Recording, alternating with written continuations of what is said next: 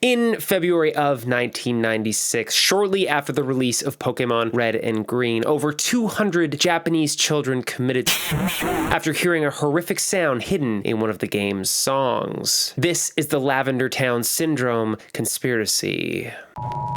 I'm sure you recall hearing this story back in the 90s. Pokemon launched worldwide and Pokemania was sweeping the planet. Amidst the fever for the games, toys, and cards, a story was spreading. A horrific story. Back in Japan, after the first release of the game, children were getting sick. Very sick. There were reports of children getting headaches and nosebleeds, becoming violent, mutilating themselves, and then eventually taking their own lives. All of this happened after they visited Lavender Town. Panic was spreading across Japan as the hunt for an answer was underway. Police began investigating the game's developer, Game Freak, but all of the employees denied there being anything sinister hidden within the game's code. After an extensive and exhaustive investigation, it seemed as though the police were getting no closer to an answer, and the death toll was climbing. Children were throwing themselves out of windows and hanging themselves in their bedroom. All seemed lost. Then, from nowhere, a break in the case. The game's head designer, Satoshi Tajiri, was clearly exhausted from the workload of completing the game. This, and the added stress of the never-ending investigation, caused him to let something slip. There was something hidden in 110 copies of the game. Something that was affecting the children. The police hired engineers to comb through the game's data, specifically the Lavender Town section, but they found nothing. With the body toll rising and the investigation exhausting all other leads, the police finally came to Junichi Masuda, the game's music designer. The police sat him down, and at first he was coy. Masuda denied that anything was wrong with the game, but the police had a trick up their sleeve. The lead investigator told Masuda that they knew that Tajiri had masterminded the entire situation. Tajiri was annoyed that children were picking the red version of the game over his preferred color choice of the green version, and he wanted to make them suffer. Upon hearing this, Masuda's tone changed instantly. He lashed out, screaming that he deserved the credit and not Tajiri. He had hidden something in the Lavender Town theme song that was poisoning the minds of the children playing the game. Almost instantly, Masuda realized what he had admitted to. His pride had gotten the best of him. He tried to recant, but it was too late, so he spilled the entire story to the investigator. Masuda had hidden a binaural beat in the soundtrack, placed at a high register that was out of the range of adult hearing, but was easily audible to children. That's why the police and their engineers couldn't find the thing that was hidden in plain sight. The binaural beat was affecting the brains of the children, driving them mad and eventually causing them to take their own lives. The police had their man, and they moved in to arrest Masuda, but unfortunately for them, Nintendo stepped in. The company had deep pockets, and it seemed that they were working closely with the Japanese government to find ways to manipulate children. Nintendo shut down the investigation with ease, and they swept it under the rug. After quietly recalling the first release of the game, they adjusted the soundtrack and re-released the game worldwide. The deaths stopped, and the news was squashed. Pokemon erupted across the globe, and this story would not be heard for another 20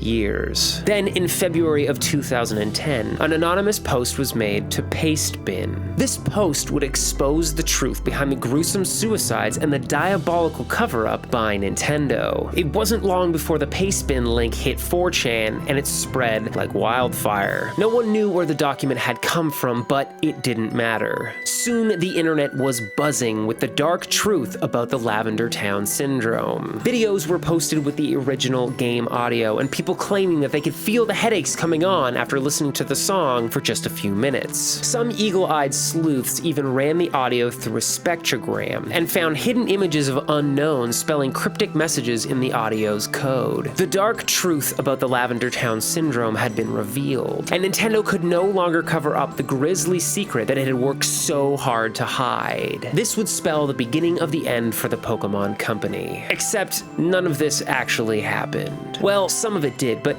not in the way that you might think. In 2010, there was a story posted to Pastebin, and while it did mention that Nintendo and Game Freak had coded in something to the game's data designed to drive children crazy, it only mentioned Lavender Town in passing. This was just another horror story written by an anonymous person on the internet. Of course, once it hit 4chan, the internet did what it does best, and a giant game of telephone ensued. The story was copied, pasted, and changed until it was merely a gnarled shadow of its former self, no longer resembling the original tale. All of the focus had been shifted to the idea that the Lavender Town theme song was haunted. Thus, the Lavender Town Syndrome was born. This is the very definition of a creepypasta. The earliest mention of this creepypasta was back on a Tumblr page in 2010 by someone named John with a 0. Unfortunately, that page is long gone, but Tamahiro managed to get some screenshots of the original post in a video back from 2011. There has never been a mention of the Lavender Town Syndrome or anything of that nature previous to 2010. And while this is a horrific and wildly fictional story, it is actually rooted in reality. Sort of. Back in 1997, an episode of the Pokemon anime aired called Computer Soldier Porygon. This episode featured an explosion with quickly flashing red and yellow lights. These flashing lights caused a number of Japanese people, both children and adults, to experience epileptic seizures. Of course, this incident was awful, and whether it was intentional or not, the event was widely covered by news outlets worldwide. Nintendo pulled the episode from rotation, and it has never been aired since. Interestingly, despite the fact that Pikachu was the one that caused the explosion, Porygon has never appeared in an episode of the anime since the event. If something as simple as people having seizures is so widely documented, it stands to reason that something as serious as a game causing children to commit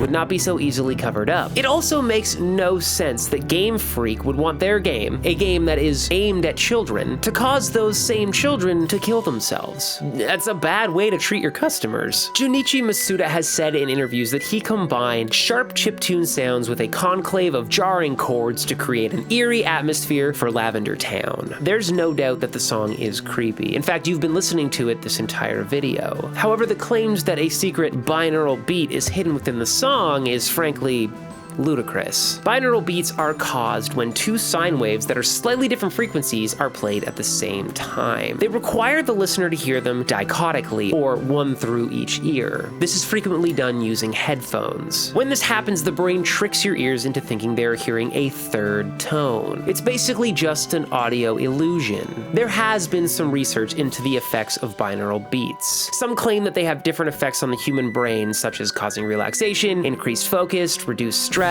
Of course, none of this is factually based and is probably just a bunch of pseudoscience bullshit. It's just a neat bit of audio magic. Regardless, the original Game Boy only had a mono speaker, and it wasn't a very powerful mono speaker at that. It would have been physically impossible for the Game Boy to recreate a binaural beat. Also, binaural beats can only happen with frequencies of 1500 Hz or lower, which is well within the range of hearing for an adult. While there are a few high-pitched and jarring sounds in the song, they're just that. Jarring. The reason that this conspiracy theory seems so believable is because it plays on a lot of our fears as humans. The section of the game in question, Lavender Town, is literally a graveyard for Pokemon. This plays on our fear of death. It's an incredibly dark section in an otherwise light and fun game. It also takes our love for something nostalgic and puts a dark spin on it, which has been proved as an effective means for horror over and over again. The idea that our childhood memories could be a horrific place is enough to drive anybody to search for a deeper meaning. And while this story is horrific, it is just that, a story. There is no truth to the horrendous Lavender Town Syndrome conspiracy theory. And if there was, well, it would already be too late.